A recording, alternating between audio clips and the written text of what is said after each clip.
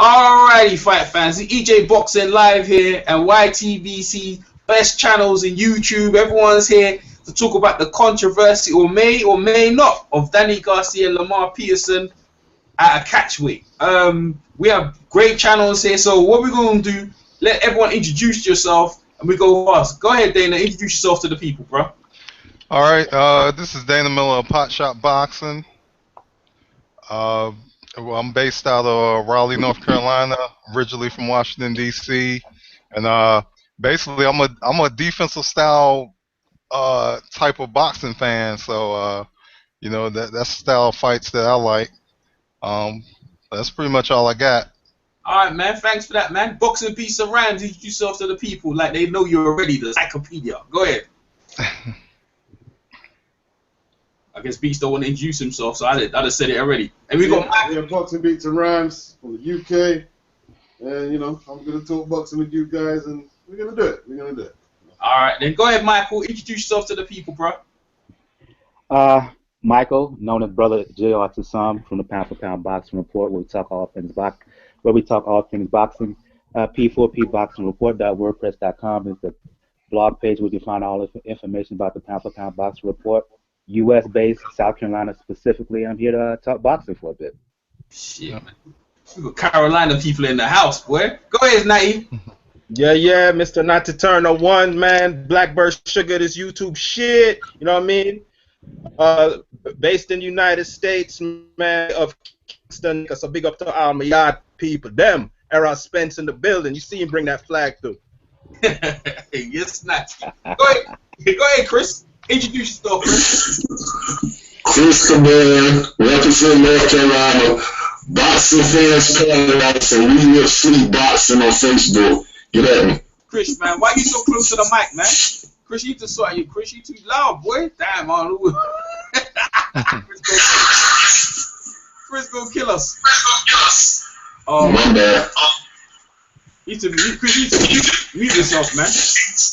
Yeah, man, you used to sort that out, boy, Chris. I don't know. Every hang up, boy, there's always something going on. And obviously, I'm EJ Boxing Live. All right, we're gonna go from start from one end to the other, and we're gonna get everyone's opinion.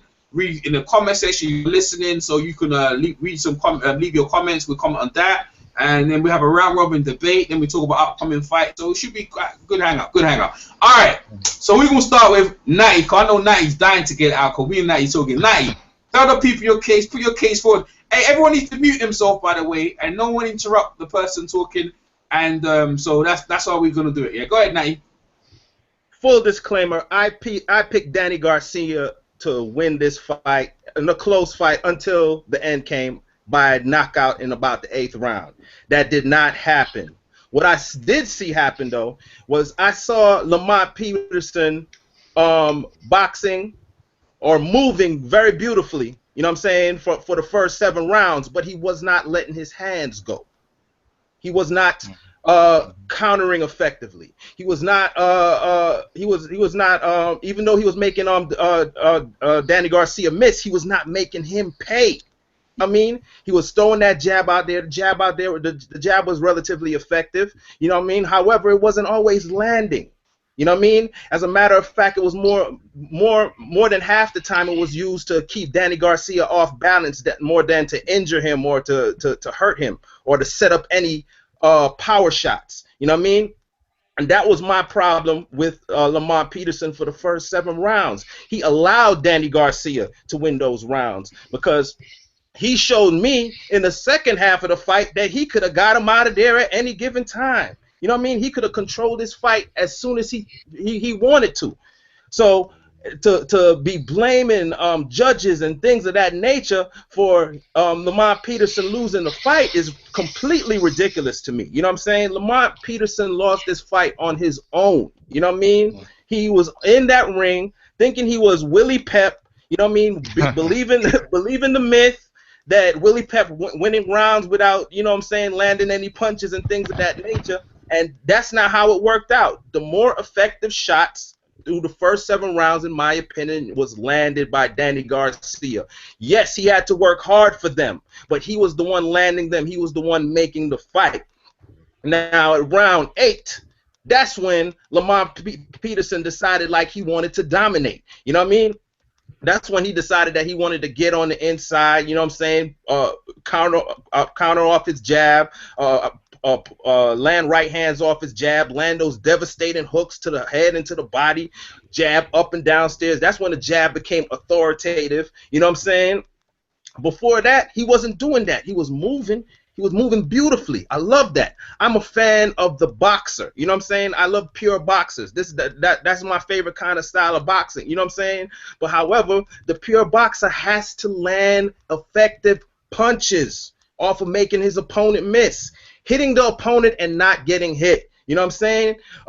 Making him miss and making him pay. That's the name of the game. And Danny Garcia was, Lamont Peterson was only doing half of that. You know what I mean? I only was able to give Lamont, I believe, 4 rounds for the entire fight. I'm not gonna argue with you if you give him 5, but to me, Danny, the right man, won the fight. You know what I mean? There's no controversy here. You know what I mean? And people love to use this robbery word a little too loosely, in my opinion. You know what I mean? Everything is not a robbery, especially when we're talking about close fights here. You know what I'm saying? Somebody has to win. You know what I mean? And to me, Lamont Peterson is the one who made the fight closer than it has to be. That's just my opinion. I'm done. Nice for Natty. Great. Well, that's the first one. That opens it up nicely, boy. Puts things in perspective. Blackbird, sure. Natty. All right, so we're going to move along the line. Michael from Pound Box Report. Go ahead, man. Make your case, bro. Okay, first of all, when I first watched the bout, I thought that based on the strong finish from Peterson, he edged it out. I had him on my initial scorecard. I had him initially winning by 2 points. But in watching it again for a second time earlier this morning, I switched it around, gave the fight to Garcia by 2 rounds. Close fight, in my opinion. To Natty's point, the problem with Peterson was while he was moving, and I'm with Natty. I like boxers too. That's why I initially gave it to Peterson. First time watching it live, Peterson, he was moving. He was making Garcia miss, but he wasn't making Garcia pay enough, particularly through the first 7 rounds. From round 8 on, I thought he dominated the fight. He really took the fight to Danny Garcia. And he exposed to me the fact that when you force Danny Garcia to fight backwards, Garcia is not as effective. And he should have done that from jump instead of moving around so much. Or he should have changed tactics earlier on in the fight instead of waiting for until the last third of the fight. He would have done that. He could have not only won, I think he maybe could have stopped him because much like the Herrera bout, towards the end, Garcia, he started to fade. He started to get tired. But at the end of the day, I initially had Peterson win, but after watching it a second time, I had Garcia winning in a close bout, in my opinion. Okay, man. Well, that's Michael from Pound Boxing Report giving his take. Let's have the Boxing Encyclopedia, Boxing Beats and Rhymes. Go ahead, bro. Yeah. After rewatching it, I had it very close, a point or maybe a draw, depending on what angle I give the round 7. Like, I think Natty summed it up in a lot of it. Like, I think a lot of people were under this Willie Pep spell where, you know, the myth that he won around without throwing punches. And I was thinking the same thing. Are people scoring style points? Because Danny is not polished. He hasn't got fast feet. He doesn't have the same dexterity of foot that Lamont does. So at times he was making him look like a plodder. But Danny was a very effective. When Danny was throwing his jab, he was coming forward, and you see Lamont had to set his feet again when he got hit clean. Danny didn't have to reset. Like Danny picked a lot of them shots off on the gloves. A lot of them did hit, but without Danny, there'd be no tempo to the fight at all. And I think one of the biggest things that I learned from this fight is that pro boxing needs to go back to 15 rounds. This fight needed to be a 15-rounder, you know. And I had it close. I think Lamont is the better fighter, but he hurt himself. He hurt himself by starting so late. Simple as.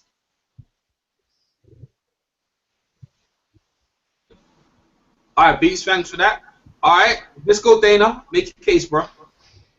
Yeah. In that fight with Lamont Peterson and Danny Garcia, in the first 4 to 5 rounds, Lamont was he was moving. He was actually what he was doing. He was moving around the ring, but a lot of boxing fans thought that there was boxing. But basically, sometimes the judges look at it as running.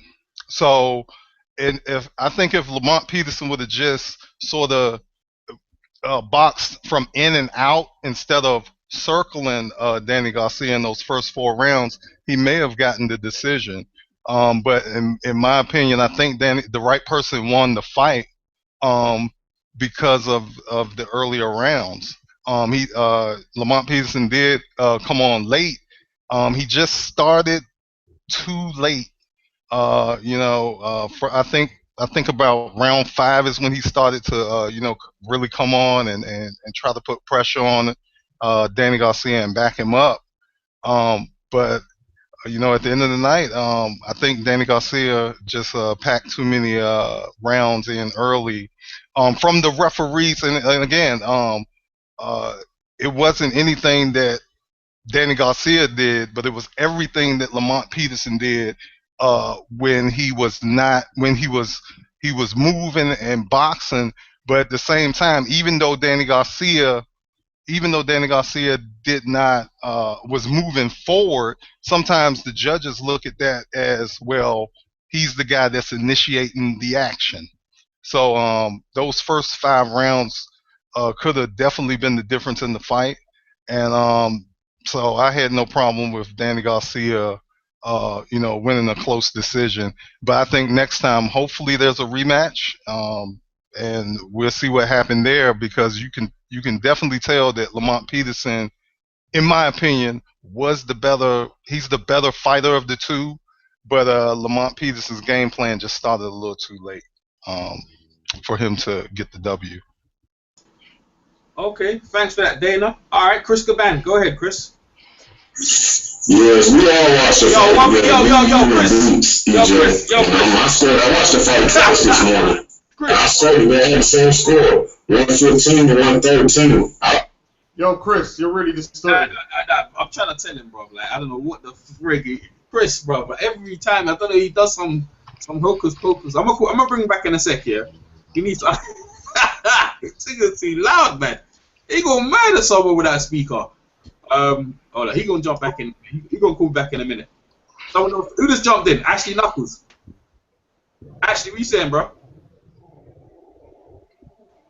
I guess he gonna. Yeah, you know what? Chris, I'm gonna call Chris back. Let me call Chris back in real quick. Bear with us, fight fans, man. Let me sort this out, because Chris thing's too loud, man. That gonna kill everyone. That was just too. I don't know. I don't know what it is. Like every hangout, man, Chris done turn the volume up or something. Let me call him back real quick. Hello? Yeah, Chris, keep it. Yeah, go ahead, Chris. Go ahead. Yeah, I thought Lamont moved a little bit too much. He threw a jab here and there and threw a couple of punches, but he just didn't throw enough. And I thought Danny took control of the earlier rounds. I had it 115, 113, and Lamont picked it up later on, but it was like too late. It was too late by then. Yes, he busted his face up. I heard people say he busted his face up. Yeah, but those was in that later round. He absolutely didn't do anything in the first half of the fight. I watched it 3 times, and I got the same score, 115, 113. I couldn't find no earlier rounds to give on Lamont. They controlled the earlier part of the fight, and that cost Lamont. I think if they have a rematch, or if it went 15 rounds, he probably would have stopped Danny. But it's a 12-round fight, and Danny took control, and he took control of the first half, and he won the fight. Lamont just just started the fight too late. He did the same shit against Tim Bradley. He's 8 way early rounds and 4 late. He's just known for doing that. Mm-hmm. That's my piece. All right, man. Good job, Chris. I'm gonna add my 2 pieces in it as well. Well, when I came watching the fight, man, I watched it with Beats, watched it with Chris, and I was frustrated, man, because I'm a fan of Peterson. I'm the only one picked him, to be honest with you, to win. And I was like, all right. So the fight starts. I'm like, why the frig moving around so much? But you know, I'm watching it on the stream. Now on the stream when I'm watching, I'm like, they ain't gonna give him them rounds. They're not gonna give him the rounds. He's taking too long, right? So the only one I get excited, I'm getting worked over by Beats and the rest of them laughing at me, whatever. And when round 8 came, he put his foot down. He started fighting like when he fights Amir Khan. He started putting some serious pressure on him, and I was like, yeah, that's what's up, man. That's what's up, man. Yo, and I was cheering Lamar, go get him, go get him. And he was going after him. And to be honest with you, I was thinking, maybe I said at that point I only gave him round 8, but to be honest with you, Lamar, from 8 onwards, a lot of people will agree that like maybe he won all the rounds. So we got 8, 9, 10, 11, 12. Someone's doing something cool. That's you, Ashley. That's me. No, don't worry. Actually, it's all right now. All right, don't worry about it. Yeah. Anyways, yeah. So I gave him from 8 onwards. I'll give him, but initially I only gave him this 8 round. That was it. But I looked on the fight again this morning, and I was like, I saw a completely different fight. I saw a completely different fight. I saw Lamar on the back foot outboxing, and Danny looked puntless, making Danny miss. So I was like, man, I'm watching this fight. I'm like, man, and it's like it really confused me. And I was just listening to everyone's video, so I'm in a haze. But initially, I'm gonna stay. But I say initially, I only had Poison only winning 1 round, but he didn't. He won much more rounds than that. But you know, I was getting worked over by the brother, so maybe you know my when I was watching it, I was a bit, my vision was a bit skewed of how I saw it. But for me personally, I think you know at the time, and I'm probably gonna stay with it. Controversially, I think Danny still won the fight because I knew they wouldn't give it to him. That's why I knew. You know what I mean? I knew they would give it to him. But you know what I'm saying? That's my take on it. Hey Knuckles, man, what you saying? Knuckle up, Mr. Ashley. Ashley Knuckles, unmute yourself, bro. Jump in, my man. How you doing, my man? You alright? Ashley. After. Oh man, probably got the same problem we had from last week, right? Oh man, Yeah. maybe his Wi-Fi. Maybe he'll sort it out. Don't worry about it, man. All right, what am I gonna bring up right now? Yeah, I'm gonna bring up for you guys. Listen, we're gonna go back again up. I'm gonna bring up the punch stats. I don't know if you guys see it. It'll be on the screen right here in a second, right? Let me see. In the punch stats, I'm gonna go through it. So I'm gonna go with Natty. Natty, man, what'd you see here? Unmute yourself, Natty. What you say? The punch stats are in front of you, right? Hold on 1 minute. I'm just gonna stick. Yeah, let me see. Yeah, there you go, right there. You see it? I mean, to be completely honest, I don't really pay attention to CompuBox, but CompuBox, you know, pretty much shows it right here. Power punches are in Danny Garcia's favor. You know what I'm saying? The total punches are in Danny Garcia's favor, and you know, we're scoring a 10-point must system. You know what I mean? We're not scoring by the amount of punches being thrown or the amount of punches landed. You know what I mean? So it's very possible that Lamar Peterson caught up to Danny Garcia later in the fight, because you could see when Danny Garcia's output, you know what I'm saying, started to dwindle, and Lamar Peterson started to rise up. You know what I'm saying? But as far as that goes, if you're into that, you know what I mean, Danny Garcia's winning that too. All right, cool. Hey, Ashley Knuckles, I'm mute. Go ahead, Ashley. Make your case about who you think won the fight, and then I'll do the punch stats in a bit. Go ahead.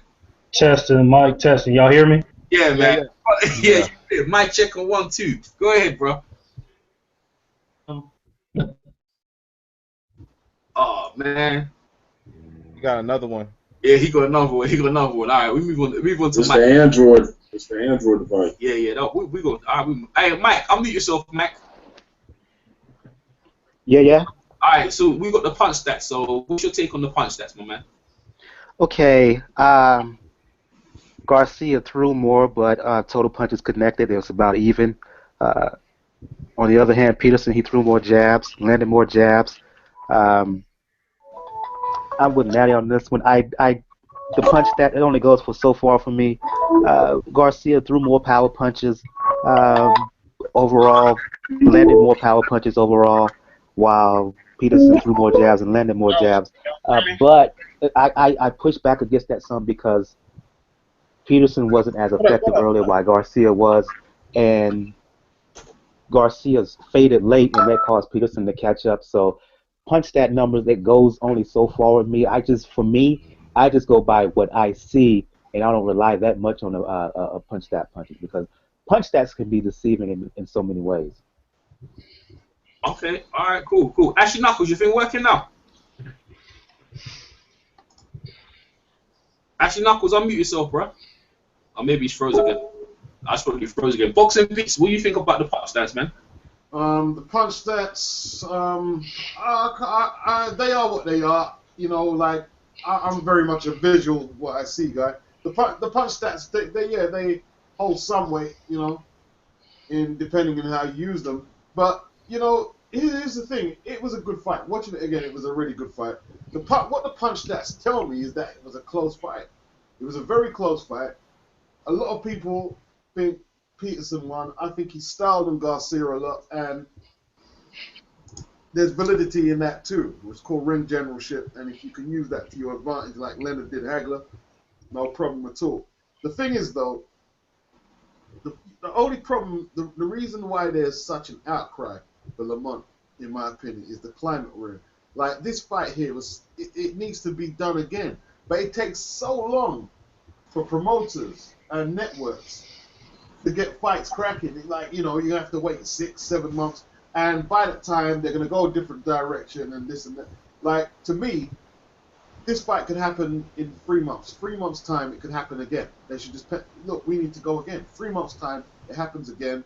But these days they fight twice a year. They're very selective on what moves the box is gonna make. So people are gonna kick up a big stink about it when it shouldn't really. You know, it should be what it is. It was a good fight. It was a good fight. They do it again. They make some good money, and we try to establish who's the dominating fighter. I think that's where we need to go with it. All right, cool, man. All right, hey, go ahead, Dana. What do you think? Take on the punch stats.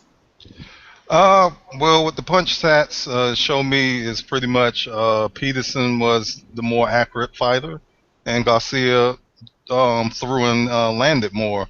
But at the end of the day, when it comes to punch stats and CompuBot stats, it's basically just like boxing fans are.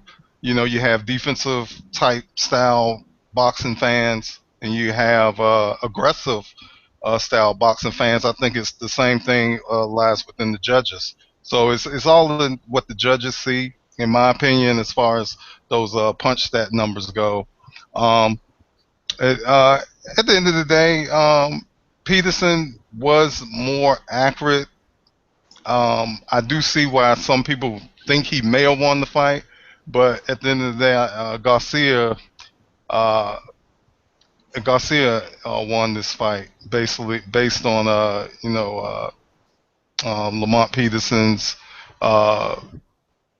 He just didn't do too much in those first 5 rounds, in my opinion. I mean, he did box well, I guess, moved and boxed well, but at the end of the day, he was not as active, even though he was moving around the ring. Danny Garcia was standing in the middle of the ring, and it looked towards the judges as if Danny Garcia was the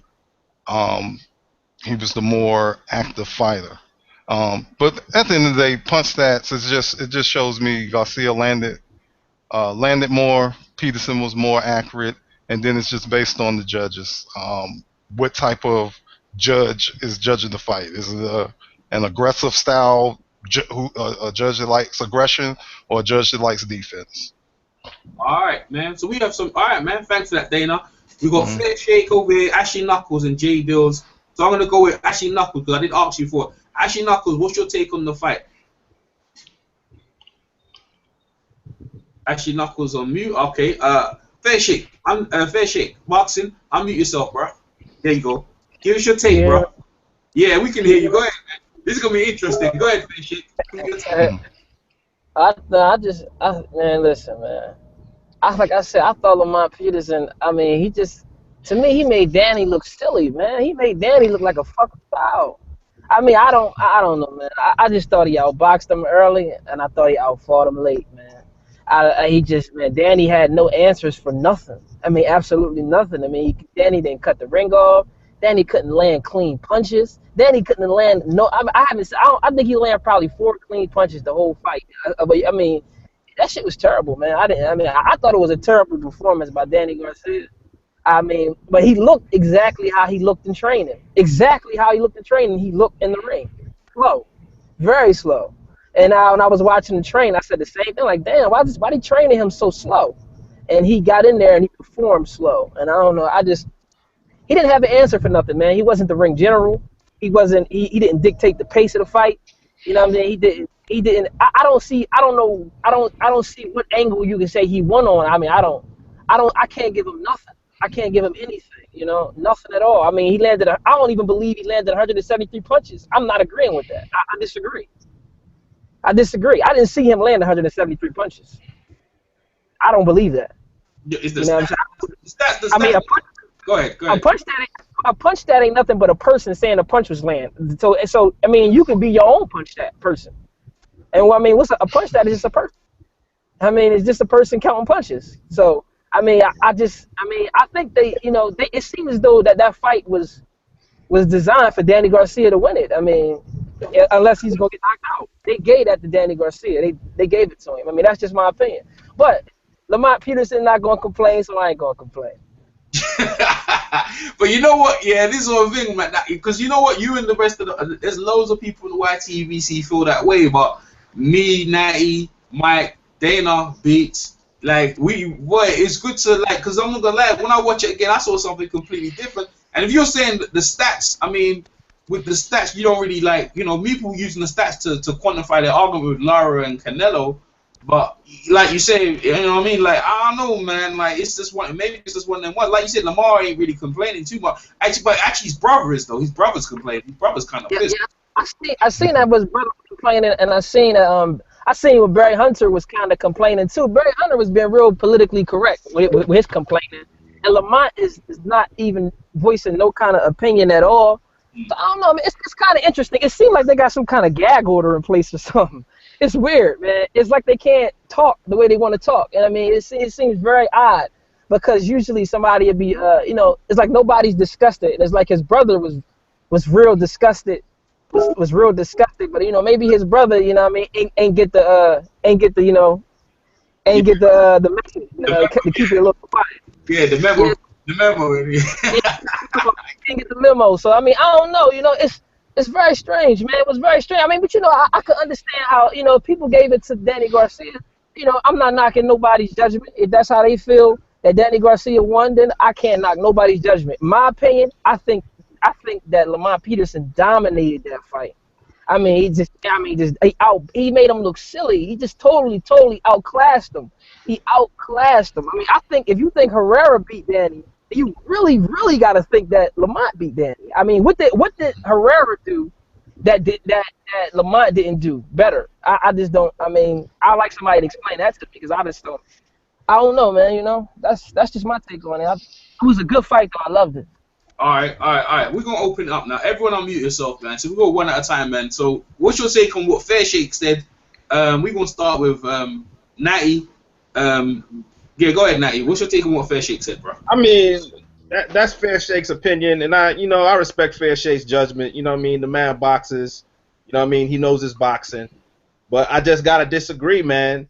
He just wasn't landing anything early. He was moving beautifully, but there was nothing coming behind it. You know what I'm saying? I mean, we in the hit business, and he wasn't hitting enough to me in the early rounds. He didn't. It's like I said this in my video, and it just looked funny to me. It's like somebody told him before the fight, you better not touch Danny Garcia until round 8. Leave him alone until round 8. Well, round 8, you could start hitting him. And he did that. You know what I mean? That's what it looked like to me. Wow. Fuck, that's deep, boy. I ain't see it like that, boy. Hey, go ahead, Michael. What's your take, boy? First time being on the show with the brother. So I have to say I respect his opinion as well. Initially, that's what I thought. I had Lamont Peterson win it, but in watching the fight for the second time, I mean, again, early on, I just felt that while Peterson was making him miss, he wasn't making him pay enough, while Garcia was landing he wasn't landing a great amount of shots, but he was landing enough to win the rounds early on. Once Peterson sat down, stopped moving so much, and went forward, he dominated the fight. So it was the tale of two halves in a sense. The first half for me, watching it a second time, I had to give it to Garcia. the second half, I gave it to Peterson. Again, a close fight in my opinion, but after watching it again, I just think that Peterson edged it out. I couldn't have a complaint if it would have went for Peterson. Either way, it was that close for me. But for my opinion, after watching it a second time, I have to edge it out to Garcia, even though I think he wasn't that impressive. And I think, as Beat said, we need 15 rounds now because if it were 15 rounds, Peterson may well have stopped him. And I think overall he's a better fighter of the two based on what we saw the second half. But Garcia edged him out slightly, in my opinion. Yo, can I ask Natty a question right quick? Go for it. Let me ask Natty a question. Natty, let me ask you a question. You said for the first 8 rounds, Lamont Peterson wasn't hitting him. First 7 rounds. The first 7, he wasn't hitting them, right? And you said he wasn't really doing much. But let me ask you a question. What was Danny doing? He was making the fight. He was coming forward, and the actual shots that were landing with authority were coming from Danny Garcia. Okay. Can y'all hear me? I can dig it. You know, I don't know. I can see it, but I can dig it. Yeah. Ashley Knuckles, you there now? That's just how I saw it, man. I can dig it, baby. I can dig it, no doubt. All right, man. Ashley Knuckles. Nah, man, I guess he just got connection problems, man. Where we at? Oh yeah, go ahead. Boxing Beats, go ahead. Yeah. Well, fair shake, man. What's up? I mean, let's start with that. What's up, bro? What's up, Beats? What's going on, man? Yeah, man. Like, Beats, bring that. I need that old intro once again, man. That was my joint, man. I'm gonna bring it back. I'm definitely gonna bring it back, man. Go ahead. The difference between Herrera and Lamont is from the opening bell, Herrera was up close on Danny, not slugging, but just outboxing him, and he was using lateral movement on him from the jump. Like, he beat Danny in close and from range. Lamont, like, a lot of his punches were blocked. His early punches were blocked on Danny's gloves, and he was moving away before he could get any purchase on the shots. He was minimizing his own power, and he didn't throw a lot. That's what I saw there, you know. And Lamont has got way more in the tank than what I thought he did. Watching it the second time, and it could have been a draw. It could be a draw. Don't get me wrong. Look, man, they should do this again in a couple of months' time. But like I was saying, I'm glad Michael agreed with what I said about 15 rounds. Like, it doesn't have to be every championship fight, but I think, you know, if 2 boxers are going to earn millions, if there's millions at stake, like Pacquiao and Floyd, that's a 15-round fight. It has to be.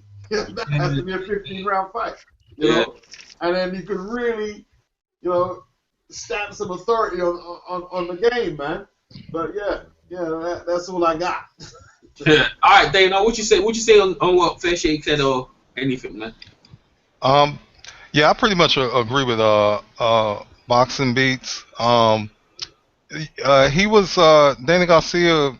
Lamont Peterson, again, when he was circling the ring, he was pretty much it was not as much action, especially for the first 5 rounds.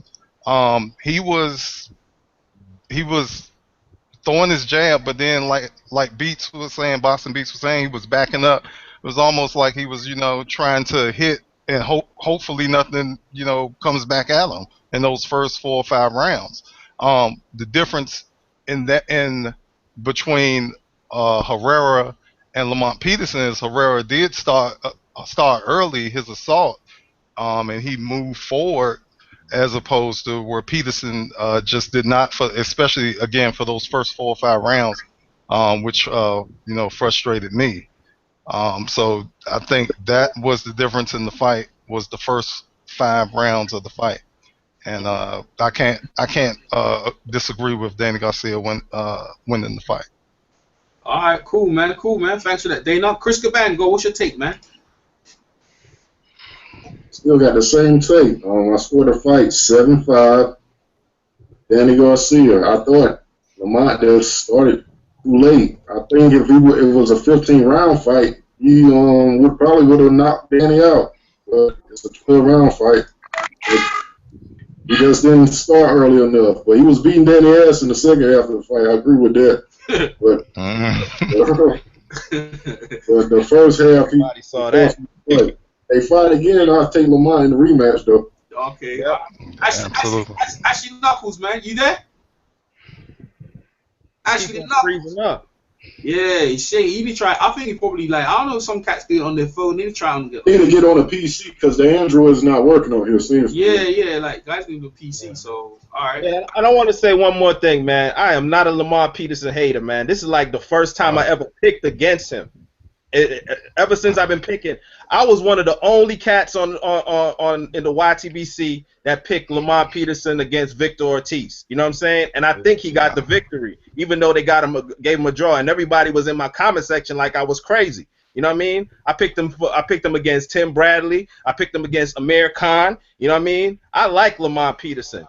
And he frustrated the shit out of me in this fight as well. You know what I'm saying? Because when I saw what he could do on the move, I was like, okay, what you gonna bring behind that? You gonna make this fool pay or what? He can't deal with your jab. He's right there to be hit, and you're not hitting him. What are you doing? You know what?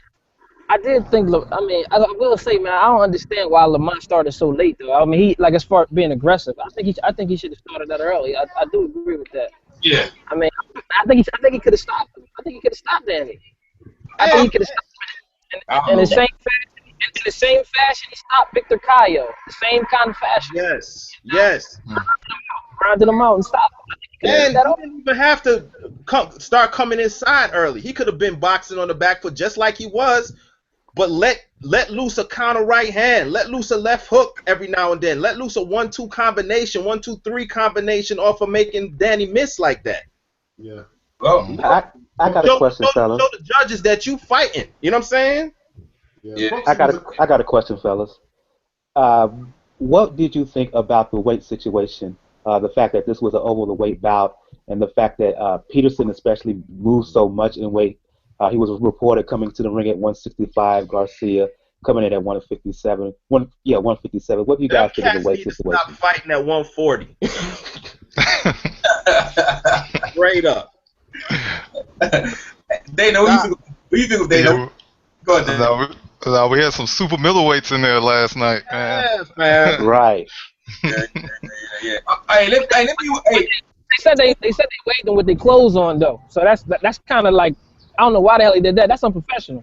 Yeah, I think so. Yeah. Hey, J Dills, unmute yourself, man. I know you there, bro. Oh man, Ashley Knuckles and J Dills like Peterson had to strip to make weight. Yeah. Look, man, boxing is a confidence thing, man. Like, Yeah. When he got tapped on the chin by Matisse, these things have bearings in the fight because he was obviously wary of Danny's power. That's why he kept such a distance away from Danny, And like, you need to get this championship boxing, man. You need to bank early rounds. There's only 12 rounds there, and he didn't do that. He didn't do that for himself, man. And it's a shame, man. Like, just bouncing off what Natty was saying, that you have to always have some ulterior motive to score a fight. Like, oh, you only picked him because he was black, or you're hating on him for whatever reason because, he lives on the rival side of town from you. You don't like his haircut. It's ridiculous. If you scored the fight how you score it, that's that. Like, people take it too personal, man. Like, question the scoring, yeah, but don't tell me I've got an ulterior motive. I scored it how I scored it. Yeah. Hey, you know what? Hey, because we ain't really get that many comments. So Beats, if you don't mind, you could do a mailbag on your comments. If why Beats does that, J Dills and Ashley Knuckles, you need to be talking now because we're moving on. We're moving on from everyone's opinion. So J Dills, you need to unmute yourself. I know you're on your PC right now, and put your 2 cents out here. Ashley Knuckles as well. Go ahead, Jay. I know you're unmuted. Go ahead, J Dills. It's your time, bro. Okay. Can you hear me? Yes, sir. We can hear you. Nice to have you over, J Dills. How you doing, my brother? I'm fine, man. Thanks for having me. I saw the fight totally differently. Me, Jeff Cotto, Divine Sense, and a few others saw the fight, and we had a press conference. And Divine Sense had it early for Garcia. I had it for Lamont Peterson because of ring generalship. He was controlling the pace. Garcia was frustrated. I was seeing that jab landing at times. I mean, neither guy was really landing any effective headshots in the first 4 rounds. And to me, Danny's best round was the 6th round, where he was landing consistently right hands, a left hook here and there. I mean, that was his consistent best offensive round against Lamont Peterson. Even in the early rounds, I had Lamont winning the 1st, the 2nd, the 3rd, the 5th, the 8th, the 9th, the 10th, 11th, and the 12th round. Now, why I had him win these rounds is because Danny was fighting his pace. Danny was fighting his fight. Danny, even when he landed shot, Lamont will land it like a body shot here and there to even out the scoring on the punching. Now, I wasn't looking at this fight of what I want Lamont to do or what I want Danny to do. I was just looking at who's fighting whose fight, who's fighting whose pace, and who's controlling the fight. And Lamont just seemed like the guy that was controlling the pace to fight. And when he fought Danny's style, he was pressing on him. Now, I think some people are just judging by what they want Lamont to do instead of just looking at what Lamont was doing and what Danny wasn't doing. Danny missed a lot of shots, and the few shots that he was landing were mostly low blows, or even if it was a body shot, some of the body shots were just, they sounded fancy, but they weren't really doing anything. So if you Go ahead. So overall, I'm just gonna speed this up and just say, no. Lamont winning. You don't need to speed this up. Take your time and get what you have to say up, because you ain't. You know what I mean? Go ahead. Okay. Go ahead. So, say what you're saying, bro. So Lamont, I felt like in the first 3 rounds, his lateral movement and his defense and his ring generalship affected the fight where Danny couldn't get off the way he wanted to. Danny was getting marked up early in the fight. I mean, any fighter could get marked up early in the fight if they're winning, but I didn't see nothing Danny was doing that made him look any good either. I mean, how offensive was Danny really too? I mean, you could say, oh, he was trying to press the action, but what action was he bringing? He was just hitting the air, and then when he did land some body shots, some of them were low blows, some that were actually connecting, and a few times he landed that right hand. It didn't really dictate the fight. And Lamont was able to get some of his jabs through. They look effective and clean, or to the body, and do some body shots. This was controlling that fight from beginning to end. And if you think anything less, then I don't know what to tell you. In the second half of the fight, Danny's stamina was going down, and Lamont started bullying him and just started landing some vicious right hands, a left hook here and there. I don't remember seeing any uppercuts going on, but Lamont was just pressing the action in the second half of the fight. And then, he was just showing Danny like, yo, you're not on my level.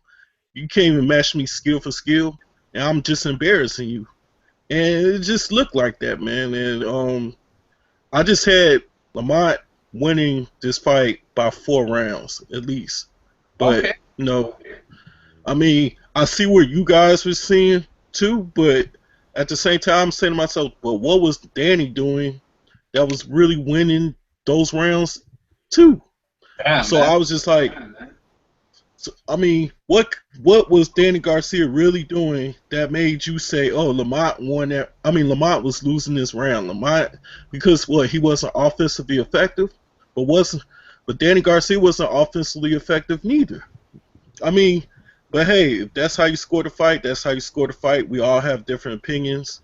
I respect y'all's opinions, y'all's channels and everything, but that's just how I saw the fight, man. That's all right. That's all right. That's so I'm gonna say something. Oh, okay.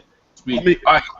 Yeah. I was saying no, man. That's you and Fair Shake. You see it that way. I want to hear what actually Knuckles. If you're listening to, but if you can come on the hangout, yeah, you drop your number on the side here. No one else gonna see it. I'll just call you on Skype, bro, from America, and I'll just jump you in. Cause I'm talking to Chris on Skype, so I could do that for you if you don't mind. Like, it's up to you though. If you want to listen, that's up to you though. But I could call you and you could get your take. Beats, go ahead, man. Yeah, Ashy Knuckles, he did ask. The question to me is how come Danny didn't make any adjustments, but somehow he was able to win rounds. Lamont wasn't doing enough, but it was effective enough to befuddle and confuse Garcia. So Lamont wins rounds. Lamont was effective in neutralizing Danny, but Danny was not effective in any aspect of the fight. That's his first comment there. No, he just said that. Anyone want to comment on what Ashley Knuckles said? Well, I will for a start. Like, if we're saying that Danny wasn't effective and Lamont wasn't effective, there's that argument there. Well, it's default because if we're going to go by the generic, maybe not in the official Queensberry ruling, if there's little effective aggression, the man standing his ground and forcing the pace wins the round. So a lot of them rounds, Lamont gave them away by, moving back while he was punching, throwing flick jabs, and just staying out of range, way out of range. So just by default, in my opinion, I had to give Danny some of them rounds. I concur, ditto. And if you really believe both of them were so ineffective throughout, why aren't all the earlier rounds 10-10? Jay Dill's a fair shake. You can comment back on that, man. Because he's like, what I mean? Like, it's just like, what I'm saying? Right. This is easy. This is easy as you could say that you gave it that he gave away the round. You could say he took the round because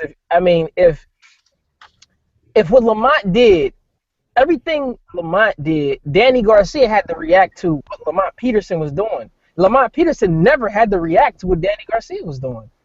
Nothing that so we can say that he controlled the round. You could easily say somebody could win a round. You can win rounds. This is not the amateur. So you can win rounds without throwing a lot of punches. You can do that in the professionals. So if he controlled the round, then he won the round. I mean, just because he may have not threw a lot of punches or may have not landed a lot of punches, but he controlled the round, I feel. In my opinion, I feel as though he controlled a lot of the early rounds. And in the late rounds, he clearly won them. But in the earlier rounds, he controlled them. So for me, he won them because he controlled the rounds. Whereas though where he just didn't outright just beat the hell out of Danny or just take the rounds. But I feel as though he controlled the round more. So two fighters in a round that's doing, both of them doing minimal, then I'm going to give it to the fighter who at least controlled the round, who dictated the pace of the round at least. So that's why I felt as though Lamont took a lot of the early rounds, because I felt as though he controlled the rounds. And I felt like Danny was just reacting to everything Lamont was doing. And his reactions was not effective. That's how I feel. All right. I don't think he has to land a whole bunch of punches either. You know what I mean? But he has to land more than the opponent. Land more effective shots than the opponent. And I don't think he was doing that. You know what I mean? It's not about how many punches you land or how many punches you throw per se, but you got to do it. You got to do it better than who's in front of you. Let me ask you a question, Daddy. Who you would have rather been in that fight, Lamont Peterson or Danny Garcia? What do you mean? What are you saying? Go ahead. Who would you rather have been after the fight is over? Who would you rather have been? Like, who would you like if you had to be one of the two person? Who would you be? Who would you rather have been? I mean, that's easy. I would have rather been Lamont Peterson. You know what I'm saying? 'Cause Lamont Peterson took a less of a beating. You know what I mean? But we ain't scoring the fight that way. It's 10-point system. You know what I mean? Who are winning the majority of the rounds? Even if the rounds that I win are not as authoritative as the rounds that you win, I win more rounds. I feel like he took. Go ahead, my bad. Go ahead. I'm sorry. Go ahead. Yeah, I would have wanted to be Peterson. But Peterson didn't take the punishment that Danny took. Yeah, because he controlled the fight. I mean, I feel like he controlled it. Now, I feel like he controlled it. Y'all guys can jump in, because you know what I'm saying. Like Dana can see you want to say something, bro. Okay. Danny ran out of ideas. That's what happened. He ran out of ideas. No, it's just it was again. It goes back to the judges. It was the perception of the fight when Lamont Peterson was circling the ring. It was the perception of the fight to the judges.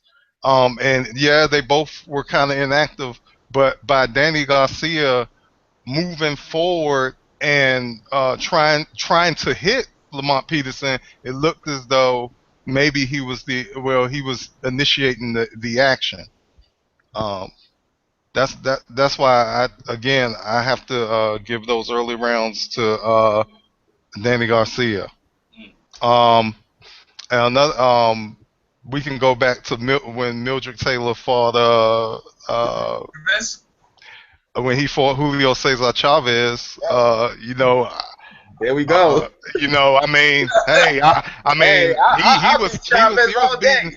Yeah, he was beating up Chavez, but I'd rather look like Chavez after the fight, Thank you. I would rather be Chavez in that fight. Yeah. So I mean, you know what? Hey, let me ask you a question. What early rounds would you give Lamont Peterson, or you could argue that were close enough where you could have gave him? It could go. Actually, to me, didn't dominate no early rounds. He didn't dominate no early rounds except for the 6th round. To me, that's it. Yeah. I think you could make an argument for. I think it was either 3 or 4. Personally. That's what I was going to say. 3 or 4. 3 and 4. Mm-hmm. Yeah, it's the same dynamic as Provodnikov and Bradley. Who would you rather be the guy going into the ambulance treating a concussion? Yep, I would rather be Maidana against Khan. Right. You could go on and on about that. That's the same thing. The same thing goes for Sergio Martinez Chavez Jr. Yep. Yeah. Right. That's right. Well, to be honest, I think I'd rather be even though Sergio took the knockdown, I think I'd rather be Sergio because my guy took you see his face after. Yeah, he was kind of beat up. Hey, let me ask a question for you guys, yeah? Do you reckon it might be, because Lamont didn't look like he was bothered by none of Danny's punches, and Matisse was bothered by it, and most of our opponents from Danny are usually damaged. Is there a possibility that Lamar was taking something? Because he looked like he had great stamina, and he didn't like he was bothered by any punches. Go ahead, now. But look how big Peterson was. But look how big Peterson was. Yeah, it's easy to take punches when you come in basically at super middleweight.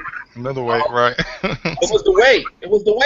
Okay, all right. And but hold on, if you put more weight, how come you shouldn't have more stamina though? No, but he trained to make 43. He didn't train to make 140. Damn it, no. Hold on. He trained to make 43, and he barely made that weight. Like I said, he had to make it to make that weight. I mean, but he didn't get hit clean. He fought a kind of a slick fight. He didn't get hit clean. My thing is when you look at Garcia in his past fights, particularly the Herrera fight, he faded there too. You don't have a history of Lamont Peterson fading as the fight goes along like you had with Garcia. There was a few clean shots that landed on Lamont Peterson, especially in round 6. I just brought up because you know what I'm saying, like you got caught, like even though fair shake, I heard you said the doctor took the responsibility, but as a fighter, you're supposed to know what's going into your body or anyone giving you something. Yeah. You know what I'm saying? Garcia, he faded against Judah too, so there's a history there with him. It's not the same with Peterson. He faded against Ashley Theo Payne. He faded against Nate Campbell. He faded a lot of times. Yeah. He faded. He faded late a lot. He need a strength and conditioning coach. You know what though? This is how I look at it too. I mean, I know you guys are using logic and being rational, but who was getting mind fucked more in that fight? Who was getting frustrated more in that fight? Who was getting showed up more in that fight? And then who was taking more of a beat in that fight? To me, if I'm taking all them ingredients from somebody, I'm going to feel like I lost that fucking fight, to be honest with you. It doesn't work like that. Who looked more frustrated when Bone Crusher Smith fought Mike Tyson? But Bone Crusher Smith went around. It doesn't work like that.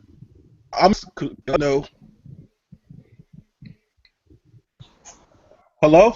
Effective aggression and actual scoring. Yo. Okay, now I can hear you. Yeah, it doesn't work like that, You could, just because you're spoiling doesn't mean you should get points necessarily, or you're making the other guy look bad. It doesn't mean that you're being a more effective boxer. Mm-hmm. And I think that was the case yesterday. Yes, look, Danny's got slow feet. Danny's not very polished.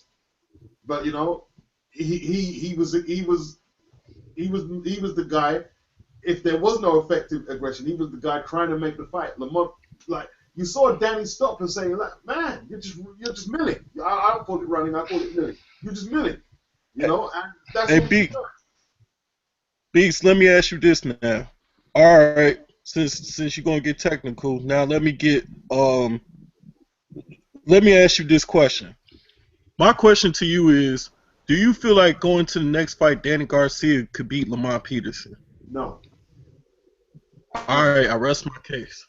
Nah, I do. Nah, I do. I believe he can. I believe he can. And that, I mean, that doesn't mean that he won this fight, though. That has nothing to do with one thing. That has nothing to do with the other. Well, he didn't like. It's the impression that he. AJ was slurring. Hey, look, nothing to do with the scoring in this fight, that though. It didn't look like It's good enough where to say we want to see a rematch, see who the big dog is, because Danny didn't leave no impression where he like he's the real big bad wolf in that division or catchweight division. Period. The light switch on that easily. You know what I mean? He showed something in the second half of the fight that was non-existent in the first half of the fight. Look, and it looked like he could have did it at any given time. He finished so well, and he knows how hard Danny hits. He knows how Danny runs out of ideas. He knows how slow Danny's feet are. He knows the spacing. The next fight, he's probably going to beat the crap out of Danny. Yep. If they fight again. He'll probably beat the absolute dog dude out, in all truth. He knows he can't fight backing up. He knows he's troubled by the jab. I mean... Ashley Knuckles trying to jump back in. Ashley, you there? I definitely don't think Danny. Yo, what you think about Danny going to 147? Think that'd be career suicide for him? What you think about that? He has no choice though, Fair Shake. What Yeah, choice? you don't have to choose. Him or He's Lamont. having too much trouble making weight at 140, so he has no choice. He has to go. He has to go 147. But he said it himself. He said it himself in the post fight. They was like, are you interested in a rematch? He said, sure, at 147. He just told you right there that he's not going back there. So now everybody else could fight for them 140 belts. In my opinion, man. Pick the post style and one of them cats could just battle it out for that shit. In my opinion, sorry, I'll just quickly. In my opinion, Danny is a fight or a couple of months away from somebody studying Herrera, studying the Peterson tape, studying the theater, and getting his ass deconstructed. Very soon. Go ahead, Fair Shake. I guess the question that I was trying to ask was, how do y'all think he'd fare at 147? Well, let's break it down. Let's take Pacquiao and Mayweather out the equation. How would Garcia do against a Kell Brook? How would he do against a Thurman? The other top dogs, the other fighters outside of Mayweather, Pacquiao at 147, how would he do? Errol Spence Jr. Errol Spence Jr. I think Errol Spence Jr. would beat the mess out of him. Beat the crap out of him. Errol Spence is a big welterweight, man. Timothy Bradley, throw his name in there as well. How would he do against him? I don't think very well. That'd be easier. That would be easier. Bradley would be an easier, but against the other names, I don't know. Yeah. Actually, when you jump in, Joe, start talking to see if your thing works. Yeah. I know you're trying hard, man. Hey, Biggs, you got the questions on your page, man. Well, you got not the questions. You got some of the comments, because there was some really comments on it. Go ahead, Biggs. All right, I'm gonna ask him. I just want to say this about Errol Spence. Errol Spence has never taken a world-class punch as yet. So us, forecasting what he's gonna do is very premature. He hasn't fought anybody. Let me respond, Beast. I'm making just a prognostication about Spence. Of course he hasn't, but give him some time to get some tough fights, to take a decent shot. I think he's going to perform well. I'm just looking long term. He's ready to do it too. Okay. Rick Russ. He says, my question to the YTBC: do you think it will be a rematch, or will Danny duck Lamont? What do you guys think? I mean, he agreed to one. Now, if that happens, who knows? He said he would. Okay. Now carry on. Shall I move on? anyone else with a question? Yo, like Dana, like you could answer the question. Go ahead. No, I think it's up to Al Heyman if that fight happens again. But I think I think the rematch will happen. I think it will. Will it happen at 147? Not sure, but I think it has to happen. Okay, Chris Cabani, I know you there as well. Quietly. Yeah, what about the thing that was on Fox? Rona called him out, and Danny was like, "Let's do it in Philly." What y'all think about that? What you say? I say on Fox, this thing, Rona called Danny out and said, "Let's fight." And Danny said, "Let's do it in Philly." What y'all think about that? I mean, that's a good fight. Well, you know, Broner's not a 147 pounder. All right. Well, he'll have to fight somebody like that if he wants to, you know, and that's not a guaranteed win for him either. That's the fight you should stay away from, Xavier Broner. That's the fight Broner. I think he studied enough of Danny. Like, I don't think Danny hits as hard as Matisse. I don't think Danny moves as well as Matisse.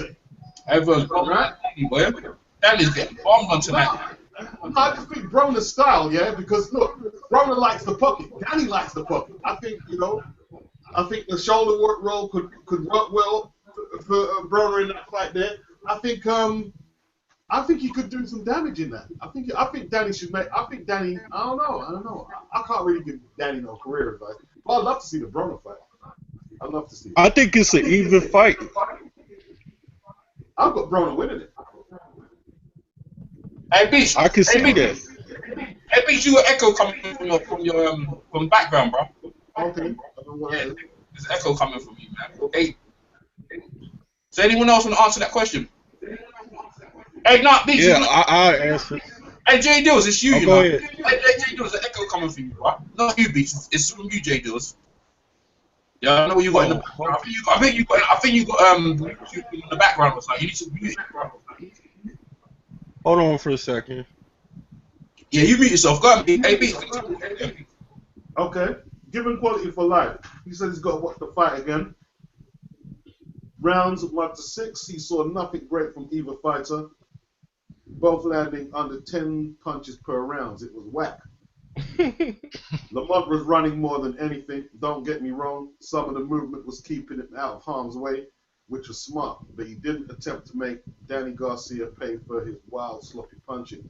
If you want to say Garcia body work wasn't landing in the first 6 rounds, then you can't be impressed with Lamont's work either. He's got more there. But he said he fell asleep round 7 to 12, so he's got to rewatch. I mean, I agree with that. Oh, shit. Wow.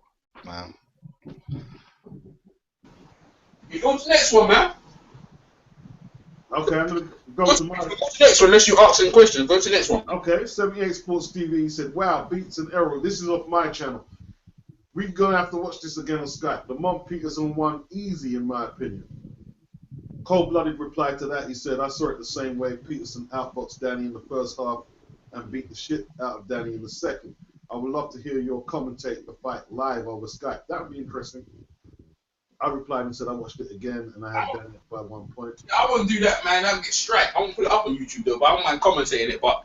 No, we don't have to put it up. We just watch it and just yeah, but I only saw it like every time I watched it today again. Like I saw the fight differently. Like, did any of you guys watch it more than once? That's a question to the panel right here. Yes, I watched it live last night and I watched it again this morning, and my opinion changed from last night to this morning. Yeah. You always have to watch it. You always have to watch it again because of the excitement from the live fight. Then you always have to sit down and watch it again. And then you'll really get it. But I got the same thing this time. I mean, I haven't watched it a second time, but at the same time, like I told Errol off air, man, the judges don't get a chance to watch it the second time. You know what I mean? That's true. There you go. Fair point. Good point. Yep. Next rider won. He said Lamont won the fight. Wayne Kerr. He said Peterson put a whooping on Garcia, exposed him and schooled him. 1 round to Peterson. What the hell? This is dumb. Okay? They're going hard at times. The Rex Rapper. I'm not going to read all of them out because some of them are a bit inflammatory. Some of them are rude. Yeah. Wayne Curry said, yeah, that's crazy. Who the hell won rounds 11 and 12 when Peterson was backing Danny up and beating his ass?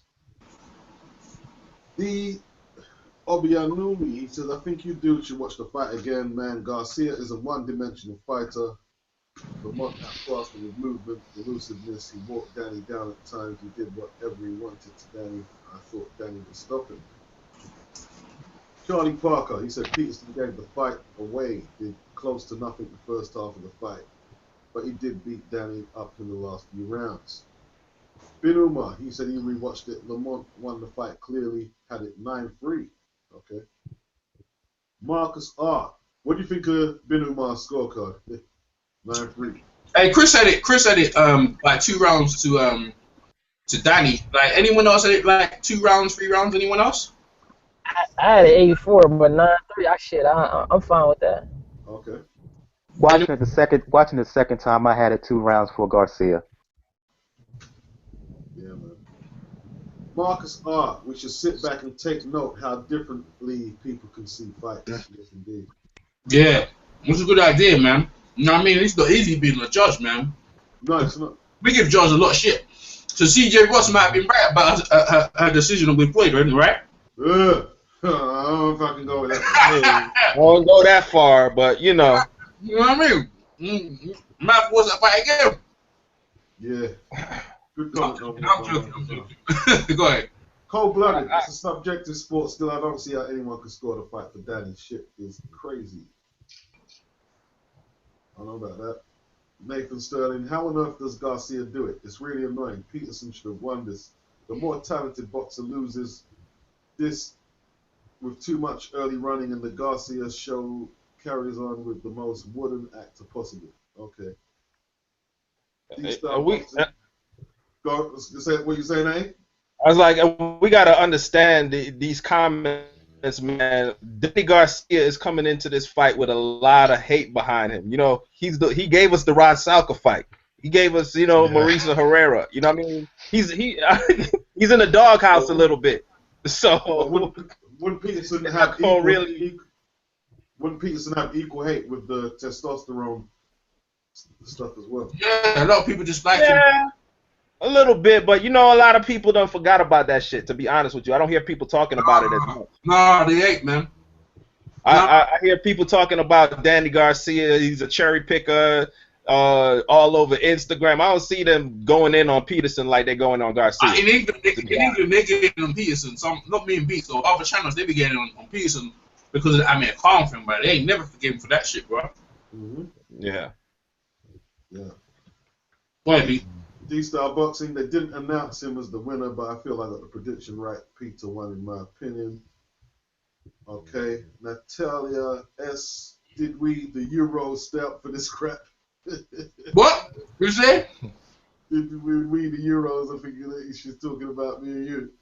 Did we stay up for this crap? And you replied, boxing fans, bro, not Euros. Crap, really? What the fuck? Y'all money now, y'all currency? Yeah, you know that. UC Obsidian Child Rojo on some revolutionary stuff, I assume. Tripping Danny ain't even admitted he lost. What rounds did you give to Garcia? He said, Tripping Danny even admitted he lost what rounds. What rounds did we give to Garcia? Because I'd love to know. Well, we brought that down already, man.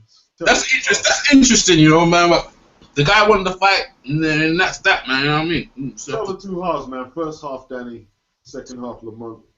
Did y'all see the footage where they had a close up at the end of the fight when Danny was one to hug Lamont, and they said Danny told Lamont that he won the fight. That's a good question.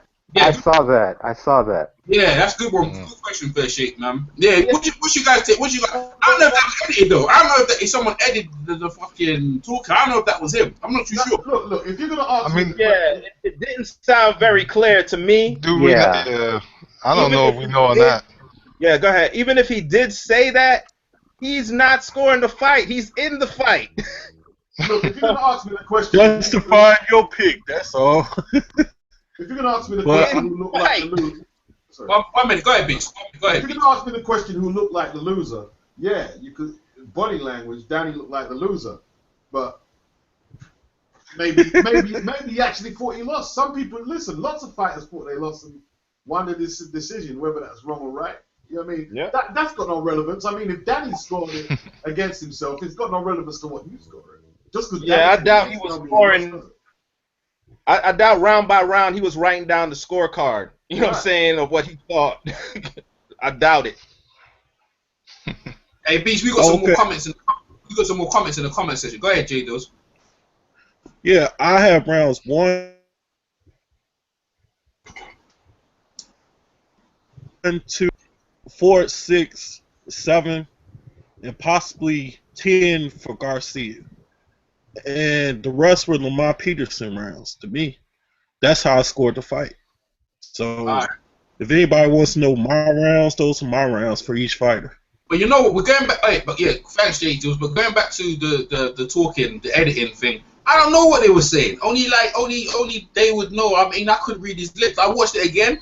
But when they you see the thing angle, they zoomed out and apparently go, yeah, you won the fight. I was like, I don't know if someone edited that because they hate Danny Garcia hard. And what you got? And good comment, Fair Shake. What you guys think of what you guys think was shit? Fair Shake. What you guys think what Shane Mosley said? Shane Mosley go, Danny like Peterson won this fucking fight. I was surprised Shane even said that. And Madonna commenting as well. What's your guys take on that? I'll bring up on the screen. Could you repeat that, EJ? Shane Mosley made a comment. I'm gonna bring up on the screen, bro, so you guys can see for yourself, man. Shane Mosley made a comment, and also who else made a comment? Marcus Madonna made a comment as well about the fight. I'll bring up on the screen so you guys can see it in a second. Because the interesting thing what Fair Shake just brought up, man. You know, that's enough thing to make you hate Danny even more. You know, like what Beach is saying. You know? He just needs another impressive performance against a good fighter, elite fighter now, for people to forgive him. I don't know if he said that neither. I mean, I was just bringing it up because I seen the footage. I mean, if he said it or not, I don't know if he said it either. You know what I'm saying? I wasn't saying he said it, but I'm saying like I seen that where it looked like he said it. It looked like he said he won. Yeah. And the thing I'm gonna say is this. I'm gonna say this. What I'm going to this. If he did say Lamont won, you know when you lost. You know when you lost the fight. I don't care if you're not judging it or scoring it. If somebody whip your ass, you know they whipped your ass. Yeah. What you guys see what's on the screen? You guys see what's on the screen, right? Yes. Yeah. I mean. Yeah. Yeah. Okay. You know what I mean? I respect Shane's opinion. I just disagree. Right. I co-sign what Natty just said. Yeah, I was thinking Shane. I was thinking Shane been hit too much in the head. Like I ain't gonna lie to you, bro. Like, you know. He has a right to his opinion because a lot of people feel that Peterson won, but after watching it again, I just respectfully disagree. Yeah, but he's saying it's sad and shit, bro. He said like something. The whole point of this hangout is, was it a robbery? Let's just address that because that's the whole point of this hangout here. Was it a robbery? Now you go first. This fight is too close to be considered a robbery, man. It's ridiculous. I mean, if Lamont Peterson won 15-13, I wouldn't be crying robbery. I'll say, okay, a close fight. I disagree, but it was a close fight. He won. You know what I'm saying? Robbery is used a little too loosely. Like I said earlier, it's used a little too loosely when it comes to some of these fights, man. You can't just throw that shit around. It just cheapens it. All right. Fair shit. Go ahead. Hold on, Natty. How'd you score the fight, Natty? What's your score you give it? Hold on. I think it was 8 rounds to 4, but I could do 7 to 5 too. Okay, I can dig it. Cause I gave him 1 through 7 and round 10. Now we could argue about round 3 or 4. You know what I'm saying?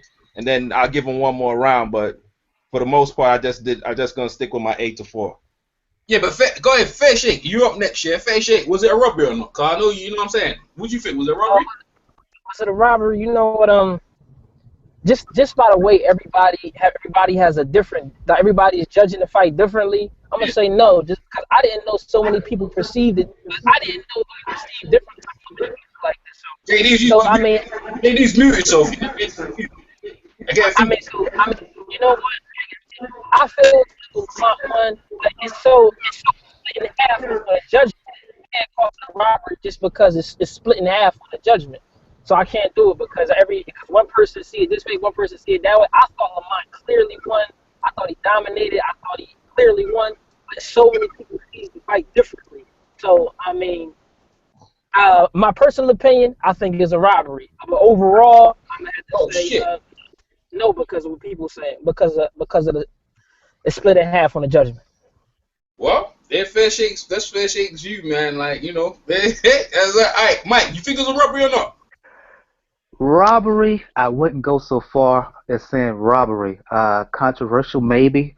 I was more annoyed at the decision Garcia got over Herrera because Herrera did more in that fight, particularly early on. I was more annoyed with that than it was this fight last night with Peterson. So a robbery, I wouldn't go that far. Controversial to many, absolutely. Again, a close fight, it could have went either way. Okay. Go ahead, boxing beats and Rams. Robbery or not? No, sorry. It's J Dills next to the thing. Sorry, my bad, Beats. J Dills, go ahead. You need to unmute yourself. J Dills, when you finish talking, you need to mute though, because you get feedback though. Go ahead, J Dills. All right. I think it was a robbery in this sense. The judge, not one judge gave it to Peterson. If y'all call it a close fight, how come one judge didn't give it to Peterson?